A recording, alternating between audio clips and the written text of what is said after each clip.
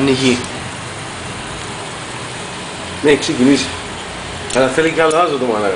Όχι, έτσι. Πήγαινε φέρε ρε μαλάκα λίγο. Μαλάκα, για πως έγινα. Ναι, το είδα. Αμάτι. Βλέπετε, ο εύκολος τρόπος Να ανοίξεις μνήμες. Θα καείς μαλάκα. Ο εύκολος τρόπος για να βλέπετε τι τσιπάκια έχουν, τι τσιπάκια έχουν μέσα οι μνήμες σας. Τις βάζετε στο σφυλέ 180 και σκάνε μόνες τους.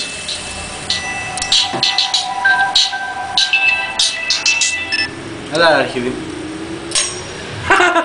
Τι θες. Γαμάει μαλάκα.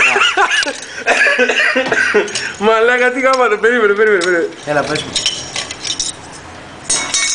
Όχι, τη Δευτέρα. Γιατί.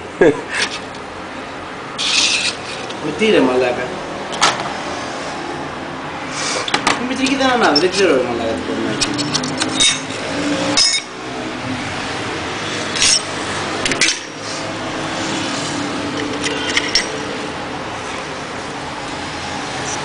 Δεν κάνει αυτή.